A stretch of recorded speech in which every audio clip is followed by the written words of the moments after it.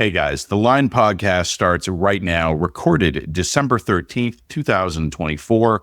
We're going to start with breaking news. We're going to do that right after the break. And then we're going to talk about why Jen is less hopeful than she was a week ago and kind of back where she was a week before that. It's complicated. We'll walk you through the timeline.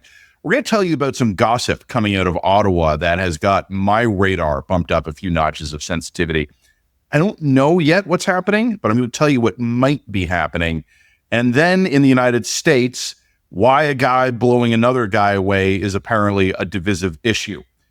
All this and more on the latest episode of the Line podcast.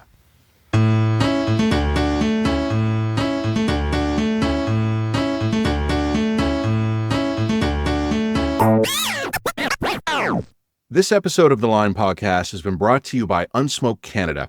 Canada can be a global leader in reducing the harm caused by smoking, but it requires actionable steps, including giving adult smokers the information they need to choose potentially less harmful alternatives. Learn more at unsmoke.ca. I don't know if this is good news or bad news. Jen, I'm going to throw this one at you. I don't even know if you've known this yet. This is, look at my watch. This broke very recently. The postal strike is ending. Jen's Christmas cards are saved. They are, it ended probably 2 days before the arrive by date by Christmas. So can you expedite them? No, not really. I mean, yeah, no, not really. How many are you sending? It's fine. 20, about 20. Oh, it's actually not bad. I thought you might be sending like 200. I have been known to send about 200 Christmas cards in the past, but I did decide to pare it back when I decided that not everybody on my Christmas card list was responsive or nice enough to deserve one. I'm immediately concluding you could knock your list of 20 down to 19. Yeah, but I'm a very generous and kind person. People don't understand that about me. They think that I'm a terrible human being, but in fact, I'm actually just a sweet little crafting housewife. Mm-hmm. Yeah. With an opinion on the internet. This is what does me in every time. That's the matter and antimatter colliding. Exactly. Well, the latest on the breaking news front, and honestly, there's not a lot we know about this at this time because this really did just develop. I don't know. Sorry, words are hard for me today. I think I need a vacation. Envelop is very punny. It's good pun. I didn't mean it that way. No, you didn't mean it. This is just me needing a break. This is what happens when you write for a living. Eventually, you start punning without even realizing it. It's great.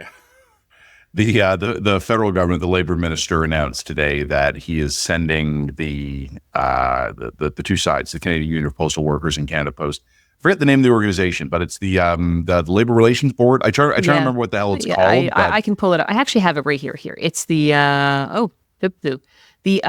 Canada Industrial Relations Board. Yeah, that's it. Industrial Relations Board. So he's not forcing them back into binding arbitration right away. It sounds like he's just forcing them back to work until May. And then looking for, as this government does, because it doesn't like to actually do anything, looking for recommendations from the board about how it can resolve the strike by May 15th. Will stakeholders be consulted? The stakeholders will be consulted. Wow. Land acknowledgements will be said. Mm-hmm. Many people will be heard and listened to. We're going to solve this particular dispute from the heart out. Yeah, a lot of feelings are going to be shared. Yeah. So this is a pretty. Look, it forces them back to work ahead of Christmas. And I think people will be happy about that, but it's not actually legislating them back to work indefinitely. And it doesn't seem to have the balls to take this to the logical conclusion and just force a binding arbitration. So, and also by May, who knows if we even have we might be in an election by May. Yeah. So. Yeah. You know, I was running errands in my neighborhood and showed out, the Line's Toronto contingent. You probably know there's the sorting facility, a postie warehouse in Leaside where I live. It's in the industrial area, and I was driving to run some errands over in more Thorncliffe, and I was just cutting through. And I genuinely feel bad for the workers. Like they were out there, they were picketing, they had barrel bonfires going to stay warm because. I know Westerners are going to laugh at this, but Toronto winter really arrived over the last week. Like it's been actually like Canadian cold for the week or so. I feel bad for these guys. So like, I hope they're happy to go back to work as well. I will say this though, and this is something by the time this is produced, or certainly by the time we're writing the written dispatch, this might be more clear. It isn't clear to me based on the announcement I've seen how quickly Canada Post can get back to work. So the government ordered it back to work today. When it does, like, do I on Monday, am I getting mail? I don't know. Probably not, but I do know that my Christmas cards have been stacked up at my front desk for about 2 weeks now. So I'm putting them in the mail slot one way or the other, and we're just hoping for the best. The nation was wondering. My honest advice, for what it's worth, if you can get away with it, wait a day or two. Because imagine how much mail is going to be in that mail slot. It's going to be very messy. So, Matt, remember last week? Yeah. Remember last week when you felt good? we talked about how Prime Minister Trudeau went to Mar-a-Lago, and just judging by how everybody was at the table and Donald Trump's response to it. Yeah, you felt great. No, you felt amazing. No, I felt closer to baseline. Okay, I was pessimistic the week before, and then after seeing that, I was like, okay, maybe we're going to be okay. Maybe our leaders kind of get it. Maybe I underestimated them a little bit, and maybe they deserve a little bit of credit. Maybe.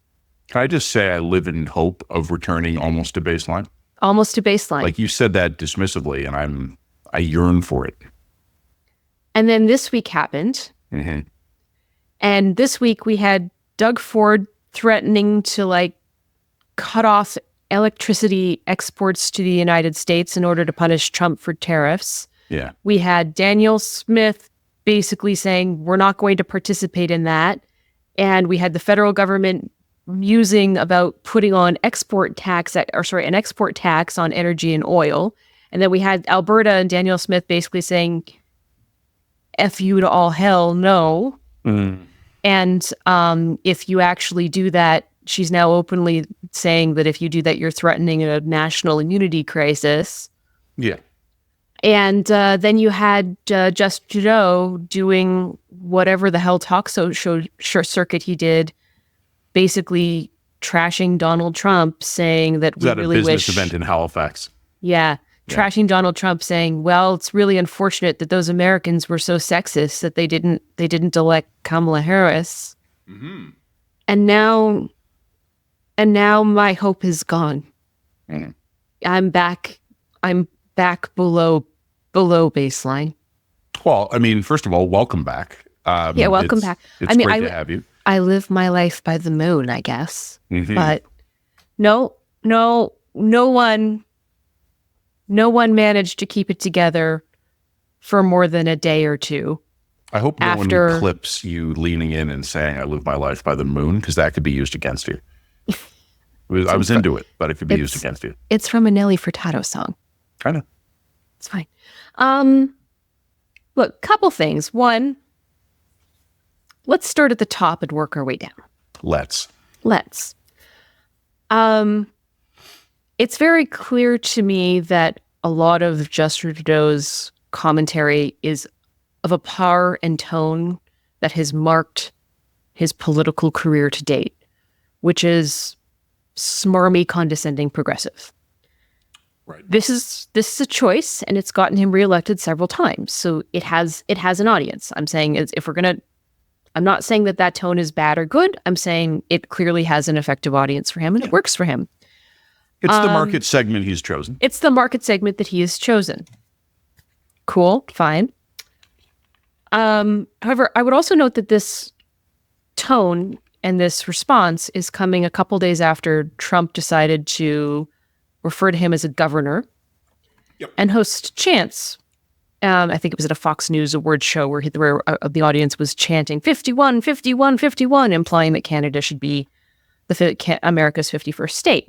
The implication in all of this being that, I still think that the running assumption here is that this isn't a serious proposal, that Trump's just trolling Canada and trying to emasculate the country, and Trudeau in particular, with these threats to turn Canada into a state. It's about rattling him. Right. And I would just say, it may not be 100% that. We can get into that in a minute. But let's assume that 99% of this is him rattling him.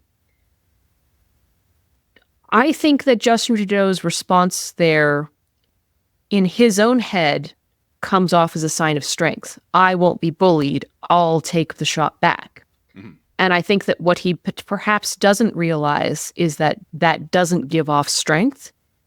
It's showing Trudeau, or sorry, he's showing Trump that the trolling is working.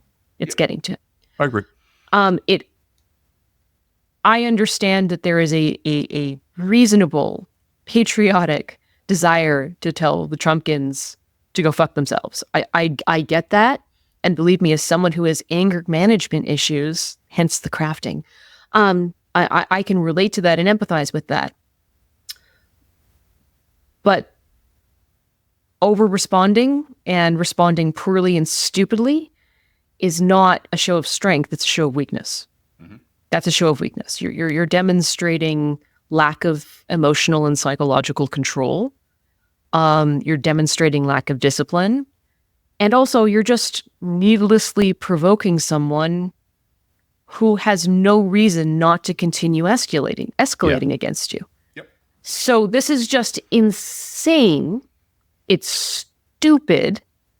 And also, at the end of the day, it's terrible, obviously terrible diplomacy at any basic level. But I think more crucially, you're opening your kimono and showing that there is nothing but bare bones behind the veil. Like, it demonstrates incredible psychological weakness and lack of emotional control. And the tragedy of it is that I think Trudeau thinks that he's showing the opposite of that thing. I heard this week, and that's not even before I get into the validity of the actual comments themselves. I heard from a friend in Ottawa this week who made a very similar observation to what you just made. Someone said to me, "Hey, have you seen Trudeau's comments at the Chamber of Commerce in Halifax?" Yeah, I said, "No, not yet. Like I'd been busy in the morning. It was on my list for later in the day." And he goes, I think he's rattled. And I said, "I've seen Trudeau like this before." And Trudeau's response when he feels threatened is revert to the pugnacious boxer. Yes. That's what we're seeing. But the smarmy, pugnacious boxer who's pretending that he's actually the caring, sensitive, blah, blah, blah. So he's using sort of like the language of feminism and being pro-woman and all of our superior progressive values in order to try and take shots. Yeah. Yep. Right? Like it's a really, I hate to say it's a really bad look. It not only is it not effective strategically, which is the tone at which I'm measuring it, but also it's pulling out all of the hits at this point Trudeau can't credibly claim any of this stuff anymore. Like, after 9 years in government, I'm sorry, how much of a defender of women's rights are we really going to give him credit for? Not much. Some, but not much. I don't know. I don't know what to tell you. Could Jody Wilson-Raybould be reached for comment? Exactly, right? Exactly. So, yes, he's very clearly rattled. This is very clearly getting to him. There's a lack of internal stoicism and fortitude that we actually need for the moment. And also at the same time, and we said this just after Donald Trump was elected, the Americans have the right to choose their own destiny. Uh-huh. It's not for us to like it. We are Canadian. We don't have to like it. We have to deal with it. And we have to deal with it with the cards that we have. And respect it. Not with agreement, but with acknowledgement. Okay, this is what's happened. That's right. Exactly. Like, they have the right to decide their destiny, and it's not appropriate for the leader of our nation to be undermining the democratic will of the American people in any way. Not only is it just not appropriate and questionable, it's really stupid. It's just a really stupid thing to do, especially given the state of the relationship between Canada and America right now and how tenuous things are. Yeah, I was talking this morning with my colleague Arlene Bynon. I was on her Sirius XM show this morning, and we talked a little bit about this and talked about kind of how to respond to the troll. And there are two different tracks with which we're going to need to engage with Mr. Trump and his White House, his incoming administration. One of them is the policy track, the normal development of cross-border bilateral policies or multilateral policies to be handled by special advisors, senior negotiators, and diplomats. Sure. The other category is the social media. And this is a very pretty unique dynamic to dealing with Mr. Trump. Most of the time, diplomacy is not accomplished via tweets and online posturing. With Mr. Trump, it often is. So there are Canadians out there who want to see a strong response. I agree. Let's have a strong response. Let's craft really smart policy. And our strong response can go through that channel. On the social media channel, shut the fuck up. Or don't rise to the bait. Don't respond to it at the Halifax Chamber of Commerce. Our answer should be delivered by our diplomats and our cabinet negotiating team.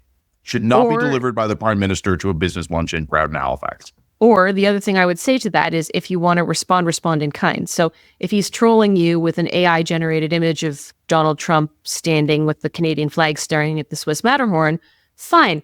I mean, why don't we respond with something like a cute AI-generated image in turn that says, why invade when you can trade? Like, you know what I mean? Like, there's a way to sort of respond to the trolling with trolling, and at the same time, keep it light, keep it happy, keep it positive, and don't demonstrate that you're rattled. You know what I mean? Like, there's a way to do something like that. But I also think that our civil service doesn't have the wit or flexibility to think through that kind of approach. Oh, and the Prime Minister wouldn't be as emotionally satisfied from that. You know what we need? That's true.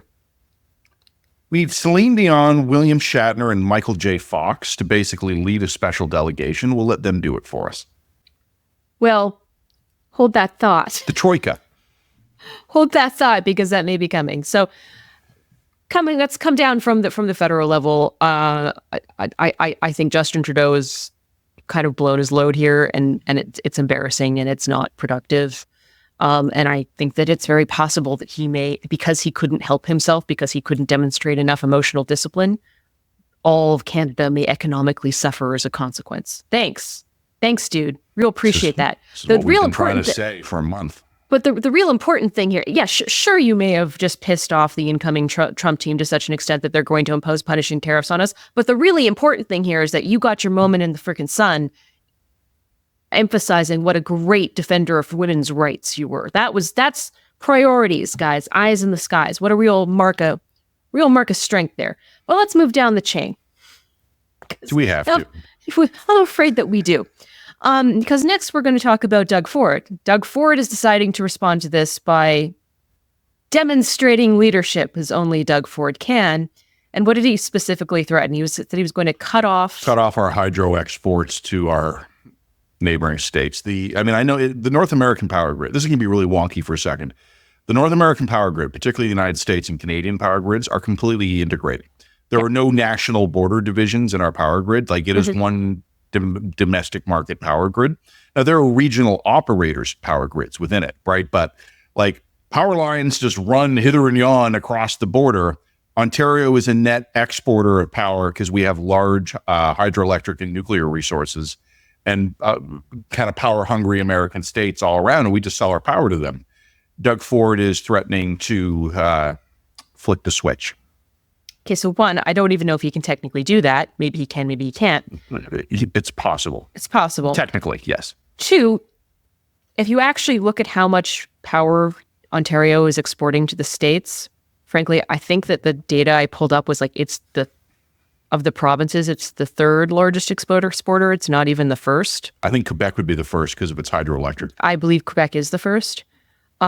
Secondly, that doesn't calculate also how much power we import back in, because it's a domestic market. It just flows at the speed of light.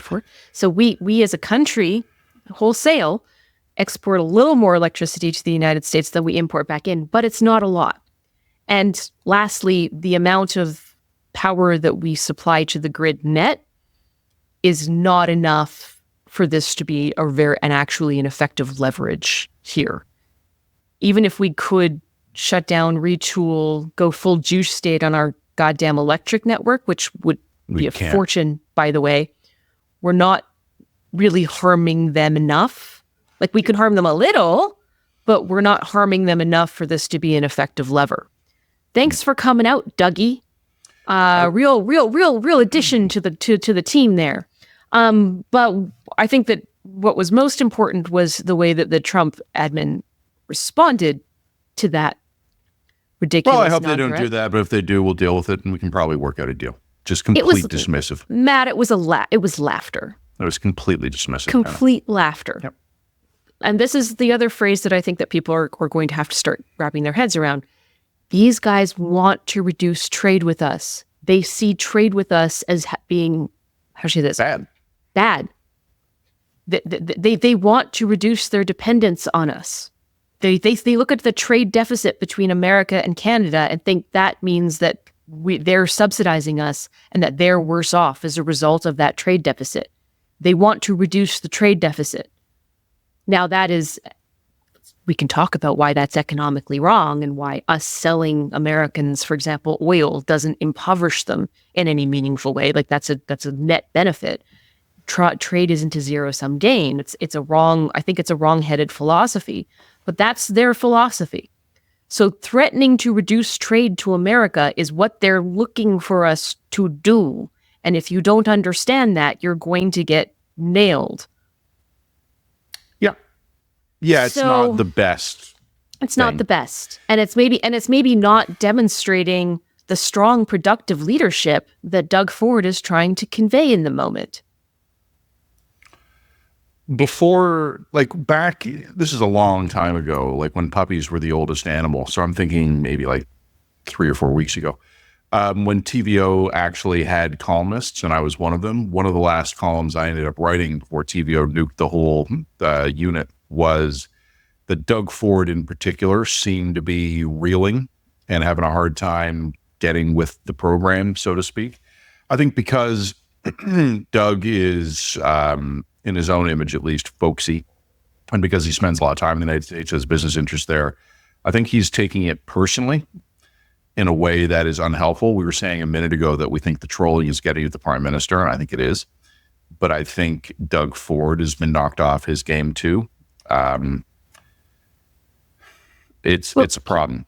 Because in the absence of an actual strong federal leader right now, which we don't have, the default executive officer of Team Canada is the Premier of Ontario, just because of the size of the population. And we're not putting our best foot forward here with Justin Trudeau or Doug Ford. To quote Donald Trump, we're not sending our best. We're not sending our best. So here's the other problem that I have with this is that I think a lot of these guys understand that Donald Trump's a bully and they know that you have to respond strength with a bully.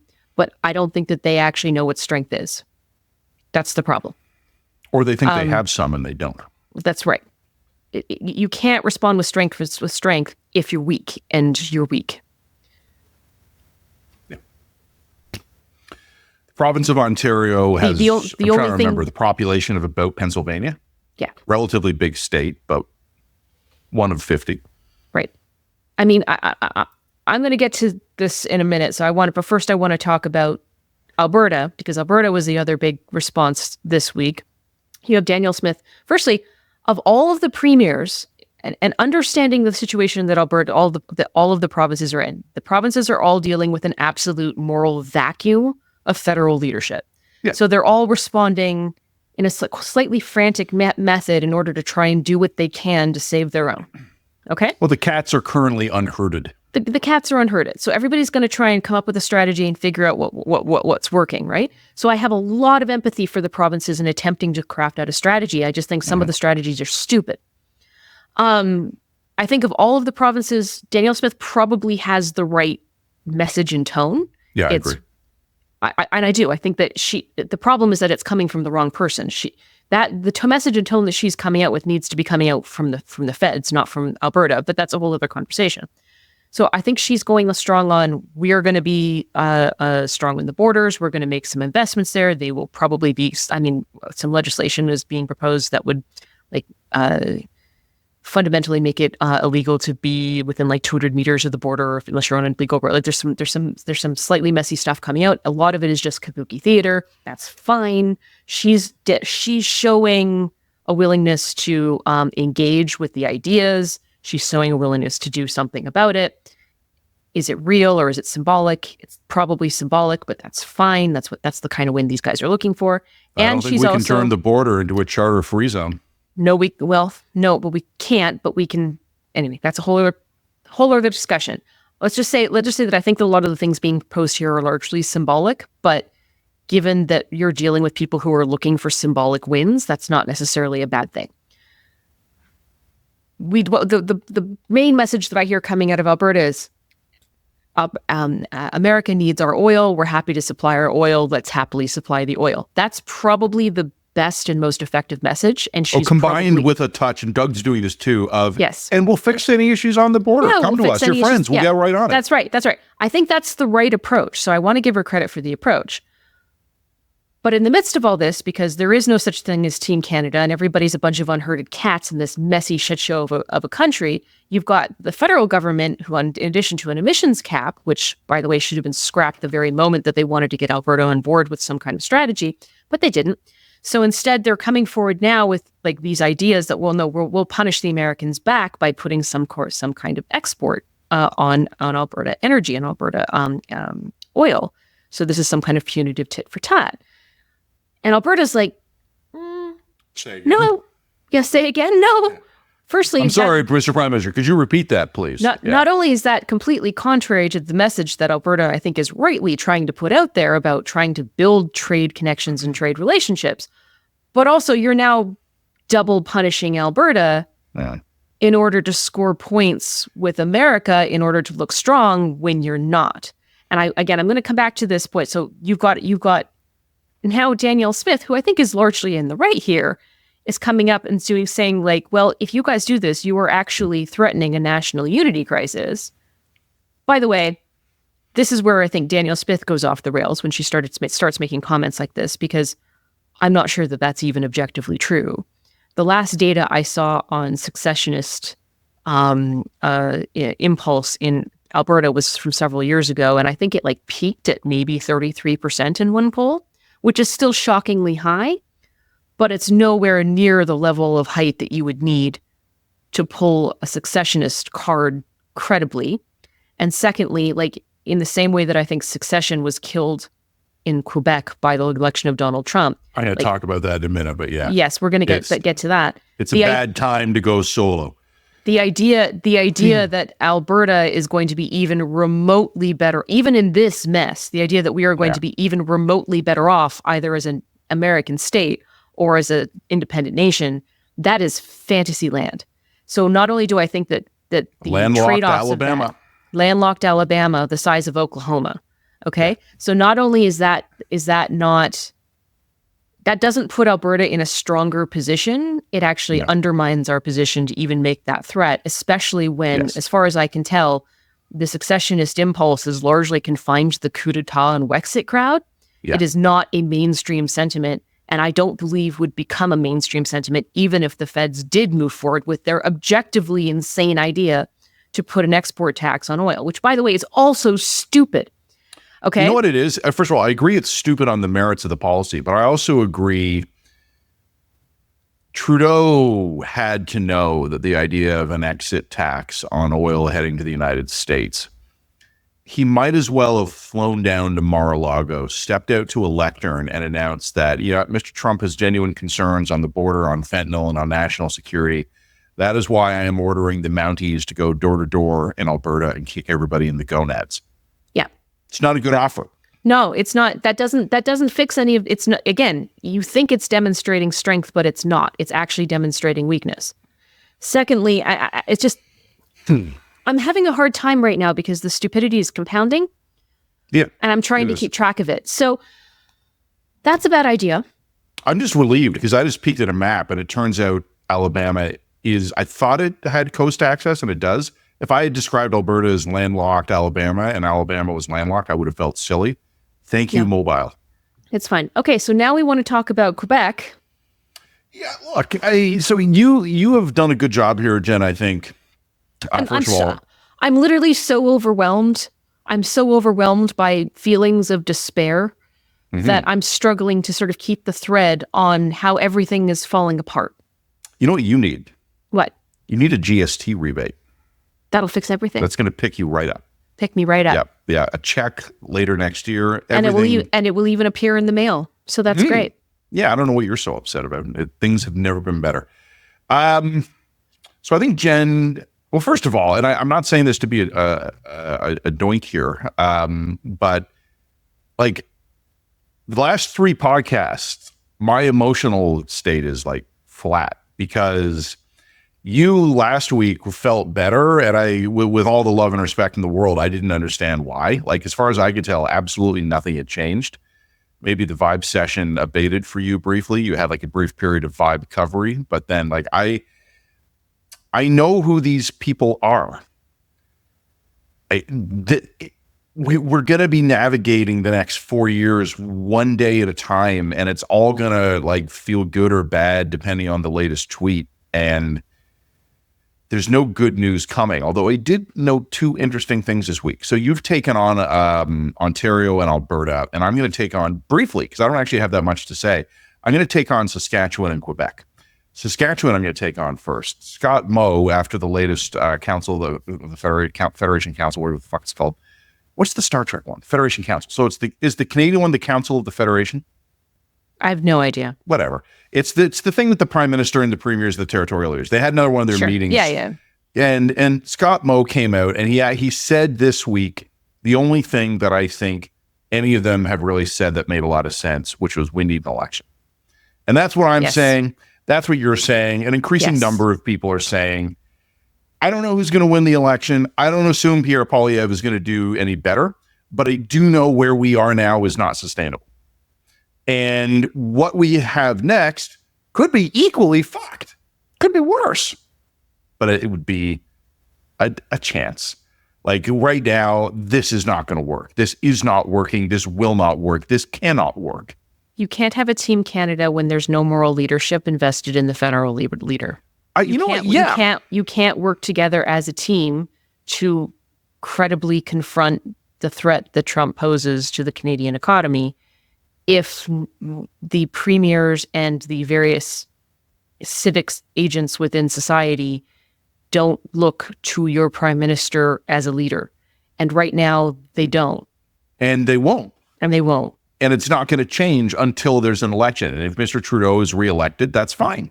Then he can be reinvested with the moral authority that an election will give him. That's fine. We've been talking about this in recent weeks. My column today, my 3rd column from Halifax, talked about the fact that our allies that have accepted that Trudeau's done, and they're thinking next already. Like their thoughts have moved on to the next government. They want to develop their contacts with the Conservatives. I was being asked by foreign delegates, hey, who's Poilievre? Like, what do you think about this guy? I wish I know about him. Like, what, and by the way, this is all foreign interference, because I guess I was briefing foreign staffers about Canadian politics. So I'll probably end up in an intelligence dossier somewhere.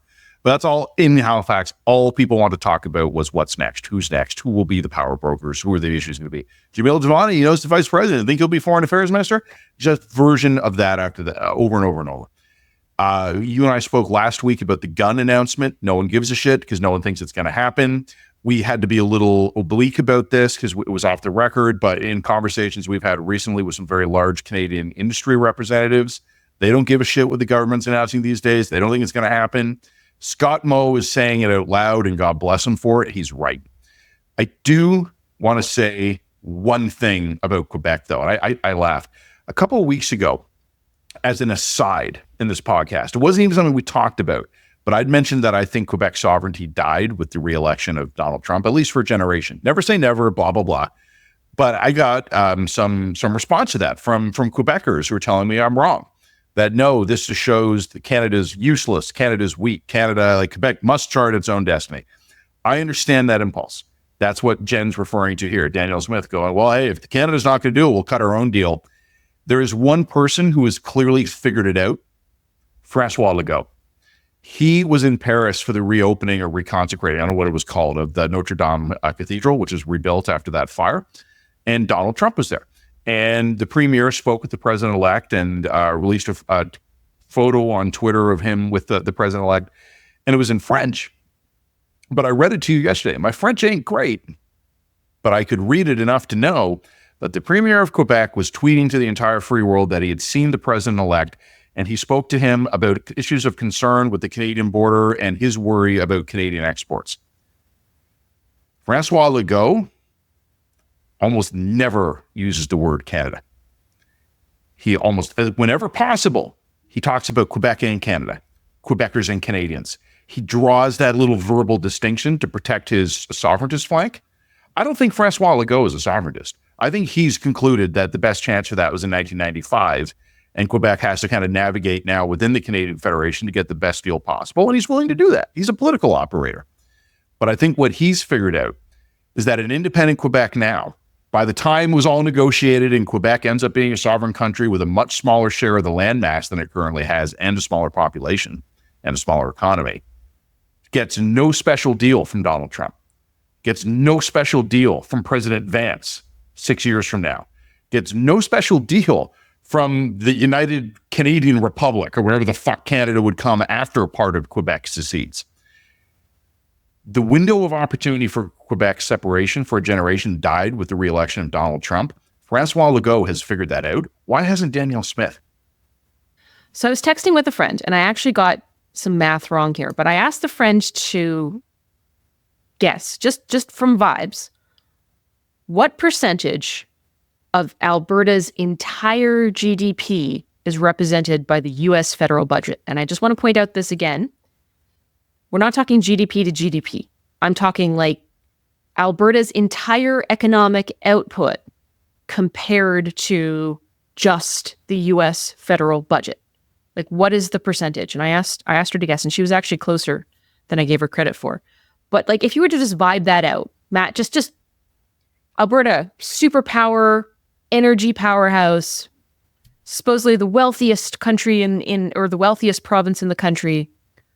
I mean, our entire economic output, how does that compare as a percentage to the U.S. federal budget? Just guess. I'm gonna confess that I have looked this up since you first posed it, but I'll tell you what my original guess was. Tell me what your original guess was. 5%. That 5%. The entire Alberta GDP, once converted to U.S. dollars, would constitute 1/20th of the U.S. annual federal budget. It's 3.7. So I was high.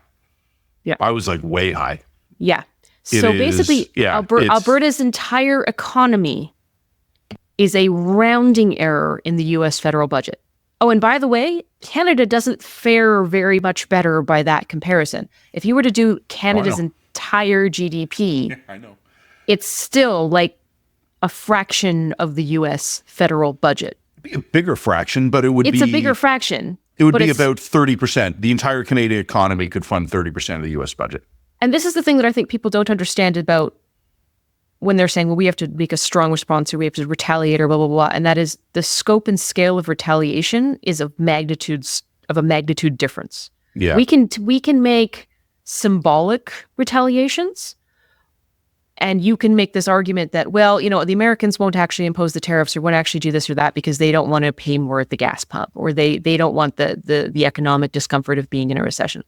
And what I think people are maybe not understanding is that America could eliminate us existentially and economically for a minor increase at the gas pump.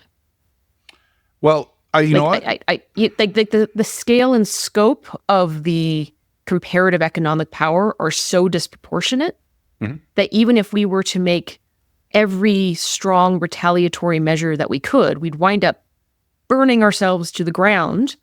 And would most of average Americans feel it? Yeah, they'd feel it. They'd be uncomfortable. I just did a different calculation now that we actually knew what the numbers were. Yeah.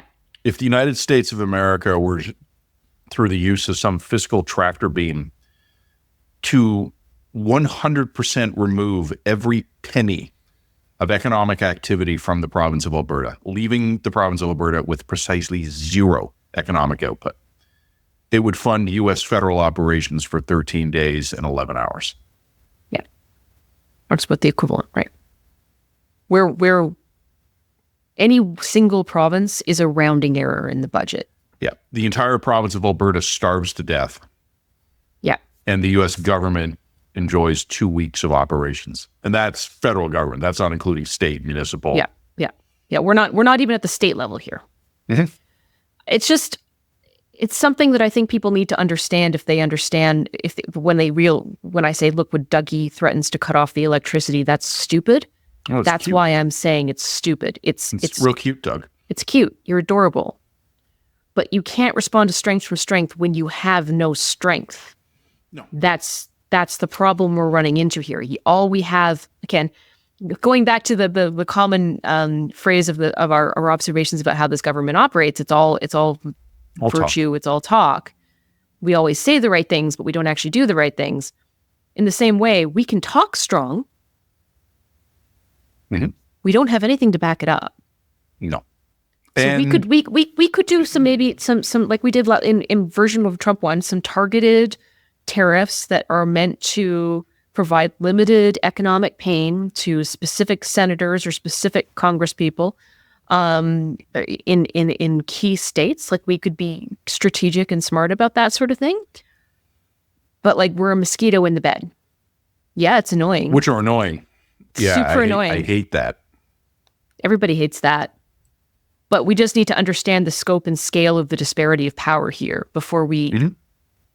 And this is why I didn't feel better last week. I thought that we were a little smarter about understanding that than I realized that we are. That's funny. So I had a great conversation with my son this week. My son is a hockey player, and they were coming up against a team that, based on the standings, was better than them. Not by much, but better. And he felt a little glum. And I'm like, you know what? If you're playing a better team, you can still win. You just have to play really, really smart. And you have to make choices that recognize the opponent's strengths, choices that recognize your strength and weaknesses for opponent and your own. When you don't have a numerical advantage or a strength advantage, you have to have a brain advantage. That's the only thing that can give you a chance to win, or at least avoid being roadkill. And nothing I've seen from Canadian leadership has consistently suggested to me that we're actually thinking. What is happening, and this is, sorry, Jen, I'm not saying this to be a dork, but this is exactly what I told you would happen a few weeks ago. All of our national pathologies are coming out. Yep. And instead of being like, holy shit, we'd better pull together, again, with the weird exception of fucking Francois Legault, who seems to have figured this out, we've got Doug going, well, shit, like, I guess I'm Captain Canada now. We've got Gerson going, I'm going to land a knockout blow against that evil yellow man. Danielle Smith is memorizing the Pledge of Allegiance already. Like, none of us are actually handling this in an intelligent way. And Matt, should we be memorizing the Pledge of Allegiance? Way ahead of you. And this is... say... Can you see by the dawn? I always think of the Leslie Nielsen version from Naked Gun. Lots of bombs in the air. No, the thing that you and I actually spoke about just by phone earlier in the week, when we had a meeting earlier in the week, and we had a little bit of a gab after, was I've had a few conversations with Canadians who were pretty fed up with Canada. And they're like, oh, fuck it. Let the Americans take over. Let them just annex us. We'd be better off as a state. I'd had the guns I want. I'd pay low taxes. I'd move to Florida. And I said to one of them, oh, you think you'd automatically get U.S. citizenship? Well, because I think that we need to address this one. But first, I think we need to put a pause and go like and subscribe. And then we're going to come back and discuss whether or not I need to really work on my vocal range, because the Star Spangled Banner is a really challenging, notoriously challenging It's got some high anthem. notes. It's got some real high notes, so you need some octave range to pull it off, unlike the Canadian anthem. But we're going to get into that just after the break. Like and subscribe and check us out at www.readtheline.ca. Costs are going up everywhere, and now streaming could cost you more. Why? Because the federal government has decided to tax your streaming services. That's right. They want you to pay more for the shows and music you love. This new tax could make life even more unaffordable. To learn more, visit scrapthestreamingtax.ca, brought to you by the Digital Media Association. So, Matt, you and I often get criticized for being a bit negative Nelly, and I do want to end off this segment on a more constructive note. Great. But first, I want to get back to being a negative Nelly, because as we were which for the record, which we deny being. We're going to get back to being the thing we deny being. That's right. But as you were as we were making our ad break there, we actually got an email from a close friend of the line, from Angus Reid, It was an Angus Reid press release that just came out just as we were on the air. Oh, fuck. Okay. What All now? right. What fresh hell? Okay, Here's and the then title. so the Here's listeners the title. know. So you've read this, Jen? Because I haven't. I have no idea. I've just skimmed it. No, I've skimmed it. I'm gonna get your reaction. From A to May, pride and attachment to country and Canada endure significant declines, with the lead item being in 2016, 62% of Canadians said they had a deep emotional attachment to Canada. In 1991, that mark was 3 points higher, 65%. Now, in 2024, it is 13 points lower at 49%. And I thought, wow, what a perfect way to talk about what we're going to talk about next, which is the semi-trolling, maybe not 100% trolling moves by the Americans to consider adopting Canada as the 51st state. And again, caveat, we've said this before, we are assuming that this is 99% troll here. We are assuming that the Americans are not seriously looking at like sucking us up. However, I also have to remember that a lot of people in MAGA land have a tendency to use trolling as a way of field testing ideas that they are their road testing ideas are actually semi-serious about. And one of the reasons why people have been very, very quick to dismiss this as a troll, not worth serious consideration, wow, he's being such a dick, there's nothing more to it, is a couple of assumptions about, firstly, emotional affiliation to the concept of Canada, which, as we've just seen, is in stark decline, concerningly. The other thing that people are saying or people have suggested is the reason why we know that's a troll that can't be serious is because if America were to be adopted into the if Canada were to be adopted into the American diaspora in some way, that would just totally destroy the Republican Party, because Canadians are reliably left-wing people, and you would just be appending a true blue California onto the American Union, and so therefore there's no way the Republicans would do it. And I think that analysis is predicated on a couple of assumptions that may not prove specifically true in this trolley scenario. Yeah. The first of which is pretty obvious to me, and that is you're assuming that we would be taken on as welcomed equal in citizens. as Northern Connecticut from, Yeah, you're assuming we would have equal voting rights. Yeah, we might not be North Connecticut. We might be North Guam or North Puerto Rico. Yeah, I mean, America kind of does Guam have has voting rights. Come to think of it, we might be North Puerto Rico. Yeah, America does have some precedent for citizen, but not really. And that might be the model that they would want to consider. Secondly, I mean, again, you're assuming that depending on what kind of deal was being forced upon us, that the second Canada becomes the state of Canada, that that I get a U.S. passport and move to that people Florida just don't leave. The sun and golf. Anybody who has options is going to get the hell out.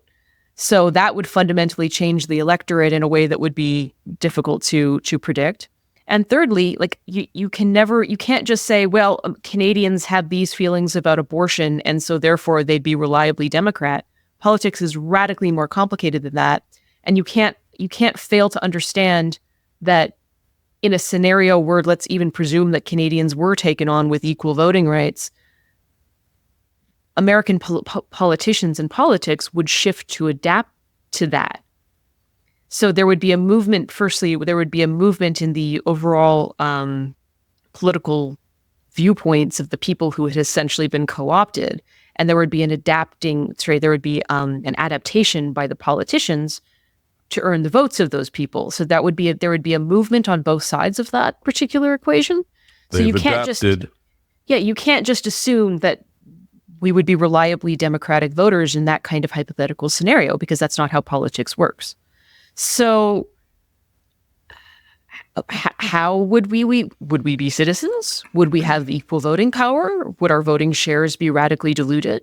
Would we be brought on as one single state, or would we be divided into, say, 5 separate states that could be heavily gerrymandered? Would we even retain the existing demographic composition after a change of that nature? And how would the political system of America adapt to Canadians, and how would Canadians adapt to a political system in America? I don't think any of those things have been credibly thought through if you're even taking this troll 1% seriously. It's fine. Okay. Nothing to worry about. Sure. I mean, they're not serious. It's fine. Okay. No, cool. I mean, this is honestly, this is actually my best case for why it isn't serious. Okay. Donald Trump in his 21st century incarnation is a product of internet trolling. And, he was a genuine celebrity, real estate mogul, socialite in the 1980s into the 90s. And then he kind of faded for a while. Like he was less famous for a while, but he came back in the 21st century being the guy on Twitter who would insult the host of The View. And then he parlayed that into a political career. I think we see him revert to type. I think part of it is part of the art of the deal, where he is softening up Canada and Trudeau for negotiations to come. I think part of it is he just enjoys it. Yep. And that's why I'm not expecting to be issued my new Social Security number anytime soon. I don't think they mean it, but I think they're going to use it.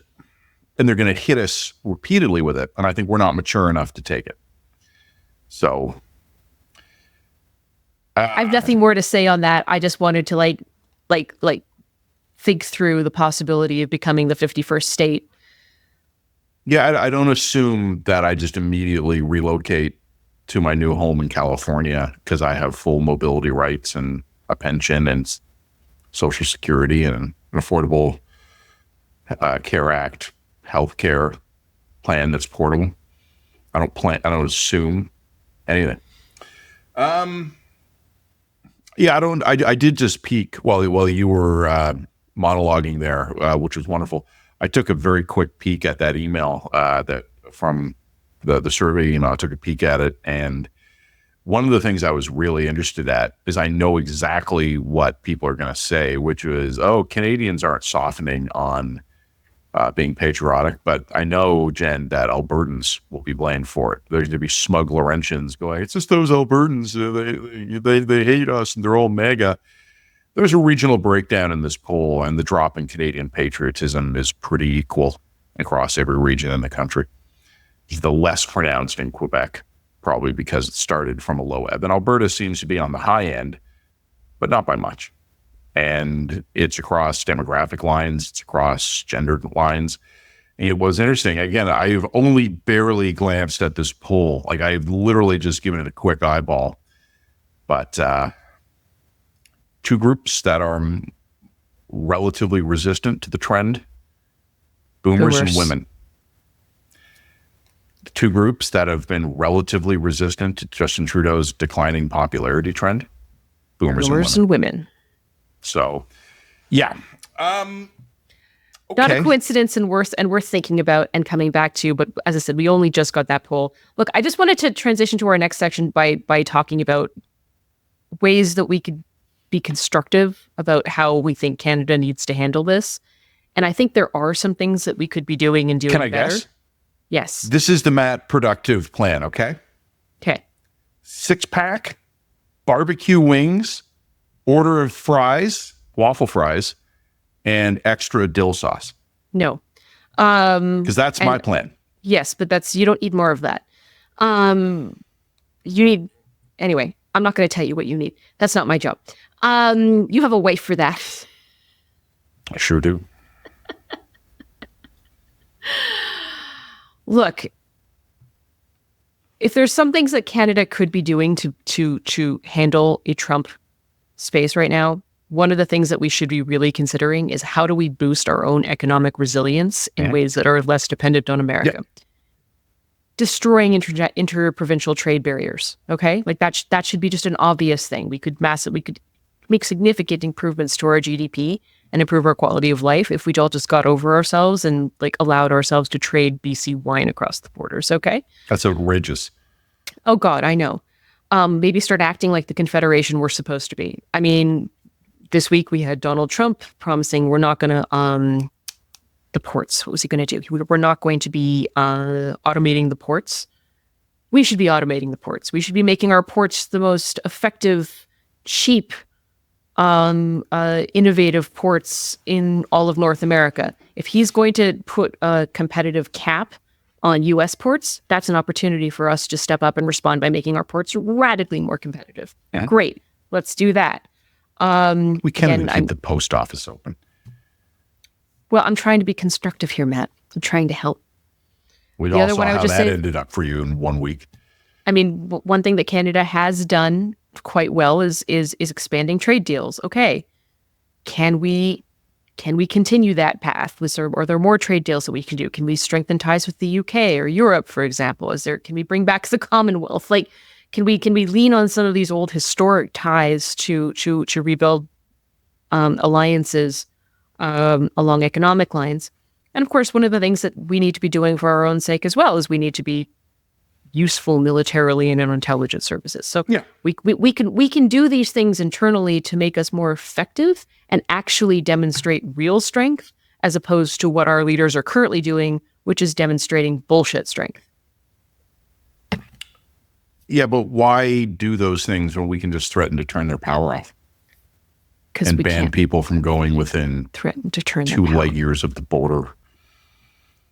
I think we probably need to do a bit of both. I mean, not the turning the power off, because that was dumb. But we need to be doing some symbolic stuff. But there's stuff that we could be doing to increase our own internal resiliency that we're not. Look, And this was item 1 in my Friday Halifax column, which was, we've been given all the evidence we need to tell us that we need to be battle hardening this country, economically, militarily, culturally, politically, and we're not. And one of the things that is just baffling to me, and I think will really annoy future historians, and it's also something that the current incumbent Liberals would fiercely deny right up until the moment they lose, in which case you can sense this coming, and I've seen this before. The moment they lose, they're going to be willing to admit things that they would fiercely deny today. Mm-hmm. But one of the things they have completely dropped the ball on, epically, is making necessary hard adjustments to Canada in line with the various warning indicators we've gotten over the last few years. Trump 1, COVID, October 7th, Ukraine, climate change. like the list can go on. The convoy. There are so many blinking red indicators on our engine dash panel right now. And the Canadian response individually to them, but I would also say collectively, in terms of a collective battle hardening of this country, has probably been in the negative. I would say if another COVID struck today, we would be less prepared to deal with it. If there was another major military crisis today, one that did draw in Canada or NATO, we would be less prepared than we would have been 4 or 5 years ago. If there was another convoy today, we would be less prepared, and on and on and on. And this is going to be a very difficult thing for future people to understand. And I'm not talking about drafting all the high school kids and raising a 50 division army, but have we done much of anything to get this country on a battle footing? Like, think of all the talk we've had in recent years just about foreign interference. Did we ever get the foreign agents registry running? Seems like a pretty straightforward thing for us to be doing. I think we've agreed to do it. And to Jen's point a minute ago, there are so many things that we could be doing that would be helpful in the circumstance and good for us. Yeah, stuff we need to do anyway. Stuff that we should have been doing 10 years ago. Interprovincial trade barriers are a great example. Sure. A real laser focus on boosting Canadian economic productivity. A stronger, sustainable Canadian military strategy that includes domestic self-defense, but also includes tangible assets that can be contributed to international coalition efforts. Let's talk about a real industrial policy, for example. Let's talk about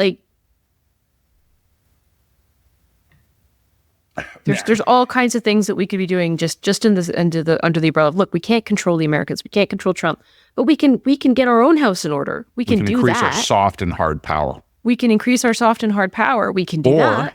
Or the Prime Minister can go to Halifax and insult Mr. Trump as being a failure of American men to be sufficiently feminist. Even though, if I remember correctly, women American also voters broke towards Mr. Trump in this cycle. And American voters. Let's not forget them. Don't they know that they're not feminist Progressive enough for him?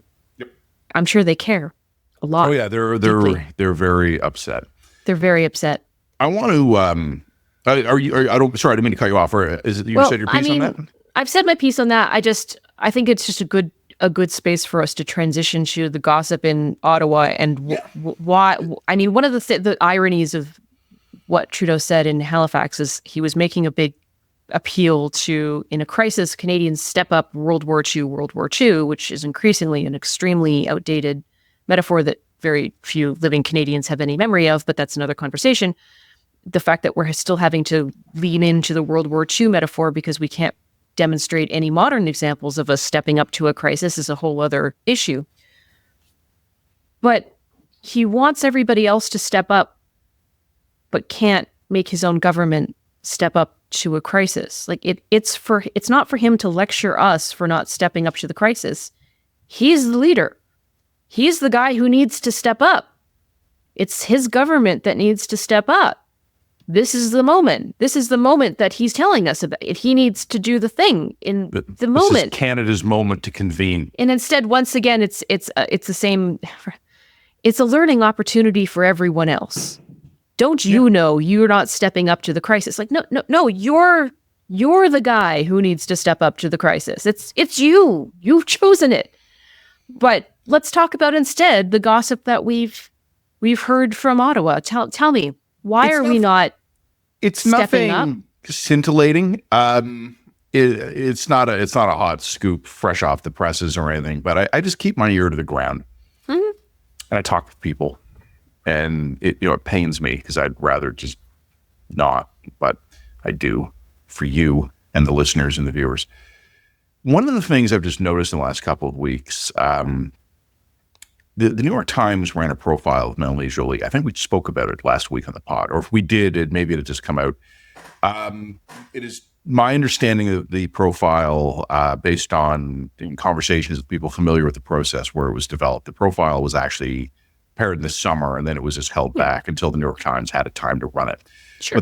But the profile included speculation that Melanie Joly would have a possible interest in being a successor leader to Mr. Trudeau. And when that came out, and the timing of it was awful because it was coming right on the heels of her suboptimal performance in Halifax. I think it was embarrassing for her, but not her fault. Just bad luck for the foreign affairs minister. There was an interesting reaction in Liberaldom. Don't claim to be totally plugged in there, but I have some connections, and I was getting very different vibes. Some people were furious with Joly. How dare you strike the prime minister when he's down, which again is bullshit. I don't think she had any say in when that got released. But there were also people going, oh, good for her. It's like, thank God somebody's talking about it. We need to have this conversation. Good. I thought it was interesting. The other thing, reports this week that we've seen these before, but tension between Chrystia Freeland and Justin Trudeau. There's tension between the prime minister and the finance minister. Globe and Mail reporting that the vibe out there is similar to what it was with Bill Morneau before he ceased to be in public life. And I go, okay, interesting. Like, there's nothing new about prime ministers and finance ministers being at odds with each other. The prime minister wants to go spend all the money on goodies that will help him stay prime minister, and the finance minister does not want that to happen. So that's fine. But just the backbiting, the leaks, the targeted leaks, like memo to Chrystia Freeland. Resubscribe to Disney Plus, quit, stay home and watch some movies. You'll be happier. Watch the entire Simpsons, episode through episode. You've got the time. What are you doing taking knives like this in public? It's got to be humiliating. Now there's speculation again. You and I were talking about this earlier in the week that Mark Carney is going to be recruited. There's weird buzz around Rachel Notley being in line for some federal position. And she, for people who aren't aware, Rachel Notley, former NDP Premier of Alberta, just announced that she was going to resign this week. The phrasing of her announcement was really interesting. She said she was announcing with quote unquote mixed feelings. I could speculate a little bit on that, but there's a lot of rumors that she's being tapped to do something for the federal government. I've heard rumors from she'll be put in as an unelected member of cabinet. that there's going to be some new committee established on U.S.-Canadian relations that will be advisors to the federal government without being part of the executive. There's different rumors floating around. I have no idea what is going to happen. So I'm not I'm not proclaiming that I do.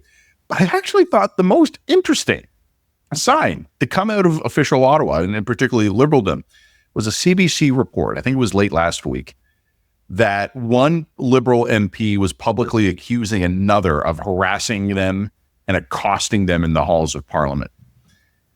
And it was about, it was like they were both MPs of Indian descent, and it was related to diaspora politics. I don't want to get into all that. It's kind of beyond the scope of what we're talking about here today. But does any of this paint the picture of a well-running government?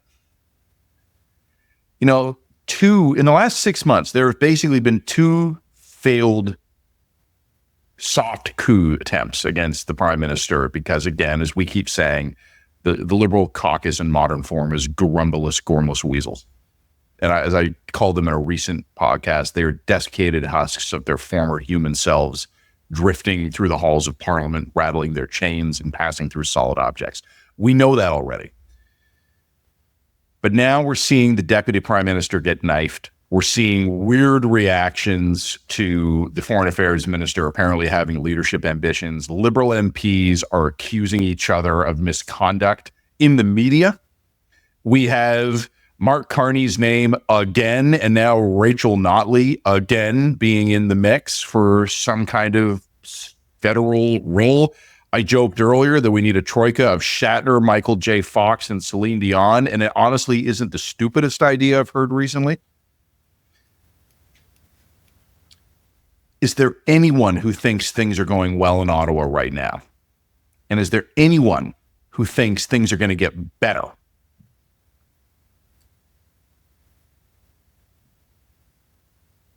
Call an election.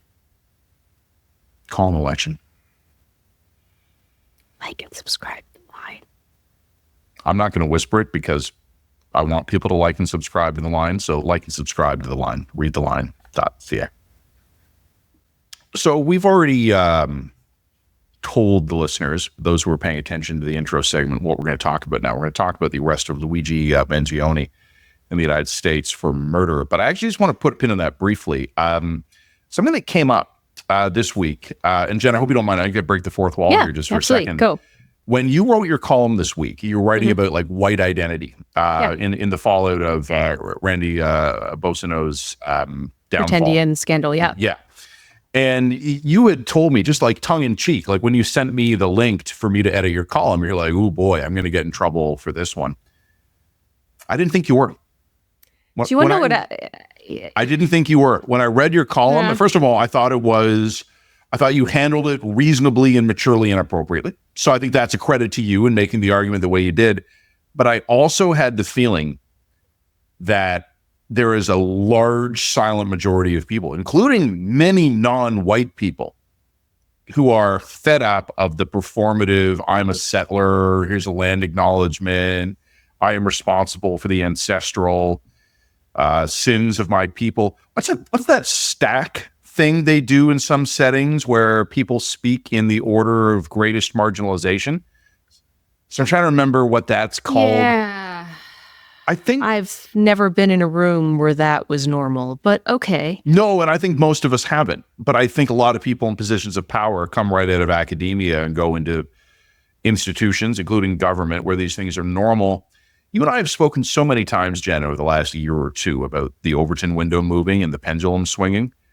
I'm worried we're going to overcorrect something fierce on that. But I think if right now is the moment of time where it is safe for you to write a column where you basically say, I take no particular pride or shame in being a pasty, I'm okay with that. Do you want to know what's also interesting? I was kind of talking to people about that. I don't know if I could have written that column a year ago. Could have written it, would have been received differently. Well, yeah. And also, so something is underway right now, and I call it the civic pivot. And you're seeing it in media, and I think you're seeing it in a lot of other places, and that is all of these institutions that had become incredibly fearful about getting on the wrong side of the successor ideology. That pendulum began to swing back in 2020. And I will say this, my issues with the election of Donald Trump are significant and manifold, and I particularly have concerns about this as a Canadian who stands to be materially harmed by his policies. Puerto Rico. So, right? So that aside, but there is one thing I did notice after the election of Donald Trump, and that is my fear as a writer materially abated. It's not to say that there are things that I'm not writing anything differently now than I would have written two months ago, 6 months ago. But even 2, 6, 8, 9 months ago, I would probably be a little bit anxious about it. And now I'm not anxious about it anymore. Because I'm so confident that the civic pivot is so well underway that the kind of backlash that would see people come after me personally, hound me out of freelance opportunities, canceled from being a respected speaker at a panel event, those kinds of things. I think that's over. I think that's effectively over. Like, I still probably wouldn't be super keen to do a panel discussion at like Ryerson University or Toronto Metropolitan University, because I still think that there are still pockets of that. But the civic power that particular moment held collapsed fatally after the election of Donald. Riots. It started after the George Floyd riots. It finally collapsed fatally with the election of Donald Trump. You think like the shell of it gave out last month? I think so. And I think that that's also why people are so emotionally elated by the election of Donald Trump, even to the exclusion of thinking through some of the proposals and policies that he's proposing. Even in Canada, it's been really interesting to me. It's been very interesting to me to note the number of commentators who just don't understand why we're against Donald Trump and think that we have Trump derangement syndrome and all this sort of stuff. In Canada, I'm like, this asshole is literally promising to tariff everything we export by 25%, and you don't understand our concerns with Donald Trump. And I think that that's because, like I said, they're so sick of where the political and civic environment has been over the last 5 and even 10 years. And they're feeling such a visceral relief at a material sign that hold over the culture has been broken, that they're just like, I don't really give a shit if he imposes a 25% tariff. Fuck it. This is a movement to the good, even if it means this policy is going to happen or that policy happen or that policy is going to happen. I also feel that visceral sense of relief. I think that the culture has shifted. I think it's shifted to the better. And now I think that we have to be on our guard for an overcorrection to the opposite direction. No point. It's inevitable. We can't stop it. No, I'm not going to be able to stop an overcorrection to the right any more than I can stop one to the left. I can't stop an overcorrection to the right, but you and I can maintain our role as sane pillars of small L liberal society and try to call out those overcorrections and those errors when they inevitably occur, because that's our role. I'm not lifting my anchor. No, I'm not lifting my anchor either. So that's fine. Like we're gonna try and continue to provide sane, reasonable voices of sanity, regardless of whether the insanity is coming from the left or the right. We're just going to explain what we think and why we think it. And if we're wrong, we're going to be open to correction and rebuttal. That's how we operate. Sane voices of reasonable sanity. Yeah. Sane voices of reasonable sanity as much as is possible. Like and subscribe. But anyway, I will admit that it was interesting to me that I had noticed even within myself an emotional easing. There's been an emotional easing that I have physically felt within myself. It's not that what I will write will be different, because it's not like I'm going to be like, okay, now I'm crazy racist. I mean, like, it's not like that. But there is a sense of. So I know the feeling you mean, the feeling of, oh shit, when I write this, I'm going to get creamed. I think every writer has had that. Yeah. Then October 7th happened last year. And I began writing what I was writing about at the time. I had no fear. And I'm not trying to say this like because I was inspired by October 7th. That's not what I meant. I don't want to be misconstrued on that, because that would be rude. But I realized that I was going to wait out there in public, and I was going to take a position that was going to seem by many to be pretty overtly pro-Israel. And I had no concerns over cancellation whatsoever. Yeah. None. The cultural force behind that. I don't think it exhausted itself after George Floyd, but I think that was the peak. I still think there will be a few sacrificial lambs from here on out. Oh, you know why? Because people are going to fuck up. Yeah. I have this joke I tell about libertarians, which is how they all have three ideas, and the first two are great, and the third is terrifying. And there's going to be people running around out there who are going to mistake a more, as you said a minute ago, a sane voice of reasonable sanity. They're going to mistake that as license to really let the weird shit fly. And some of these people are necessarily going to need to be culled, and that's fine. That's like, there is room in a healthy society for some immune system response to batshit crazy. Yeah. And I think some people are going to be shocked to find themselves wherever the Overton window is going. They're going to be real surprised it hasn't reached them yet when they tweet the real dumb idea. So I think there's a lot of that going around. But in general, no, the cultural energy behind that, I think, ceased to worry me a couple of years ago. It ceased to worry me gradually and progressively. I mean, I think I wrote about this after October 7th. To me, I think that the mask off piece, I think that a lot of elements on the left don't realize the degree to which siding with anti-Semitism and screaming about the Intifada and being overtly, not just anti-Israel, but overtly pro-Hamas, how much that totally decimated the credibility of a movement that would have us believe that, speech is violence. This is actually a fairly logical pivot point. It was a moment where the moral authority of that entire movement collapsed in on itself. Yeah. And I think that it's been moving back ever since pretty steadily. But to me, the election of Donald Trump was the final sign that the pendulum, the civic pivot, is now thoroughly underway. And there's other signs of this. You see that you're seeing people get hired back into mainstream magazines who were considered persona non grata even 2 years ago. They're now getting jobs again.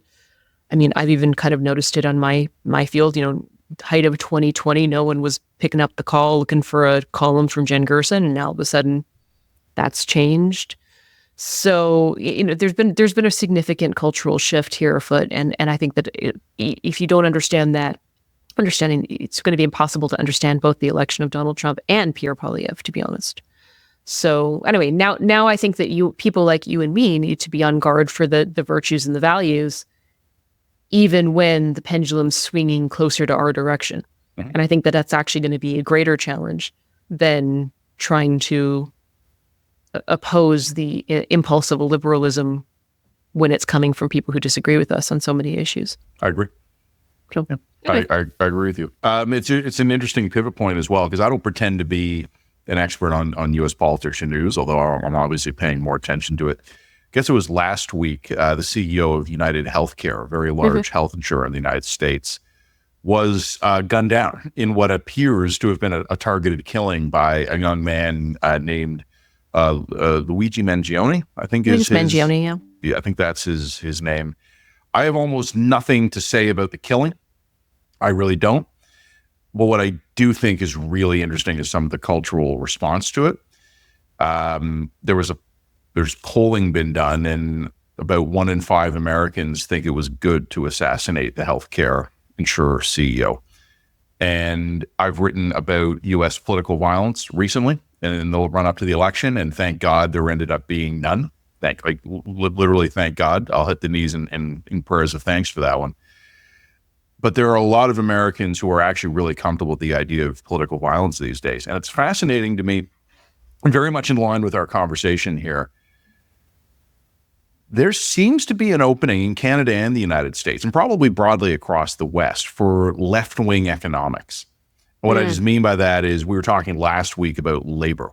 The possible return of unionization. I think a lot of people are very upset, including people who are probably nominally conservative, who are very upset about the cost of housing in Canada, and they would probably be ideologically and intellectually open to a heavy-handed state response to build 1 million co-op homes or something like that. Sure. Meanwhile, the cultural energy is swinging to the right. Yep. And I'm looking at these people in the United States who are, I'm assuming that they're not just fans of random street homicides. I'm assuming the reason 1 in 5 Americans likes the fact that the CEO got gunned down is because of critiques about the healthcare industry and for-profit healthcare and capitalism and all that stuff. Yep. And actually, at the moment when they might actually have a window of opportunity in the United States to make a hard left economic argument for like wealth redistribution and a stronger social network, these people are going to get killed because they're going to show up at the next Palestinian Pride March wearing a trans pride flag, and they're not going to understand that the culture is moving away from them. And I just think it's fascinating the way they think that once upon a time, left-wing cultural and left-wing economic people were kind of grouped together, and the same was true on the right. And I think all those poles are just pulling apart, where you have right-wing cultural values rising. I'm not going to say in ascendance yet, but they're on the rise. But I also don't see any classically conservative economists policies floating around out there. Meanwhile, there probably is an opening. Even our federal conservatives really, really want to make inroads with like blue-collar, working-class, private sector union members. And meanwhile, lefty political thought to Jen's, or cultural thought, as Jen's saying, is just evaporating. This is a fucked up political moment. It is really hard to keep track of all this stuff. It's weird. I mean, the man-duty thing's really interesting because on one hand, look, America's a violent place, and income inequality is at, I think, historic highs, at least in the modern sense. And we know that when that tends to happen, you do have like the rise of the outlaw criminal, the lionized outlaw figure, right? The person who sort of seems to get a social pass, if not a legal pass, for engaging in, the Robin Hood figure. So he seems to have tapped into this current, this weird current. It does seem nuts, though. It is, but it is nuts. Yeah, it is nuts. It's objectively nuts. I could get into a lot of reasons why it's nuts, while at the same time not defending the U.S. American insurance system. One dude is not responsible for the U.S. insurance system. I mean, like, I kind of go back and forth as like, because the human part of me understands the bloodlust and can connect with the collective fuck yeah, get the parasite vibe. And then the autistic screeching noises that exist mostly in my brain are like it's getting louder. No, if you can't just kill a healthcare CEO. That's not. Firstly, you're normalizing violence against your political enemies in order to oppose a system that this man neither created but was operating within. This doesn't. No, autistic screeching noises. So Can I don't know. Offer you a training schedule? Thank you. Calm you down.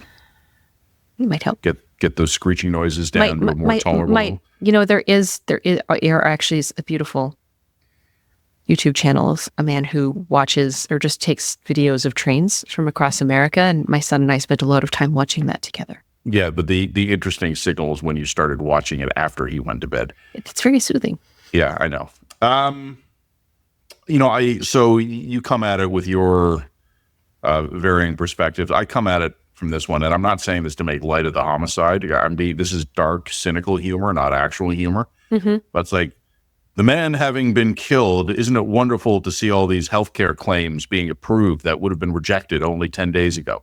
Like, the only thing that's changed is that these guys now have better armed guards. Yeah, of course. And, the American healthcare system, I have enough friends and family in the U.S. to have heard about it. It's fucking nuts. It is. It's bonkers. It is. I'm not here to defend it. Blowing that dude away didn't fix a damn thing. No, and I think that people would, if we're looking for an analogy here in Canada, and I don't want to necessarily make it all about us because the American healthcare system is its own thing and I don't want to replicate it. It's not a system I would choose for us here in Canada for a lot of different reasons. But we can see that our own system is struggling and failing in a lot of cases. We can see that a lot of cases, in America, insurance claims can get denied. In Canada, you don't even have the luxury of an insurance claim being denied on paper. You'll just be put on a wait list until, you're eventually told to get some made. The idea that we have a more moral healthcare system because it's not a profit-based system is it's an argument. I mean, I like to judge a healthcare system on outcomes, not necessarily on on incentives and on feelings, right? And in some ways, American healthcare system has worse incentives, and in some areas, like for example, like innovation, it has much better outcomes than ours. So it's a balance and it's a trade-off. If you were seriously sick and money was not an object, you'd go to the States. Yeah. Come on now. So, but I'm pointing. I'm trying to make that point to say that if some poor person who had been told, yes, we have in Canada had been told, yes, you have a rare type of cancer, but realistically, we can't get you those drugs here in Canada. Best of luck. And that person snapped and killed a healthcare minister. You might have empathy for that person, while at the same time acknowledging that that was a bad thing for that person to do. Nothing was served by that except for their feelings of frustration and anger and pain were expiated through murder. We frown on that here at The Line. Murder is bad. Murder is bad. Murder. No murder. Like and subscribe. Like and subscribe. Sane, reasonable voices of sanity. Sane, reasonable way for you. And autistic screeching sounds. Great podcast. Really covered it all here.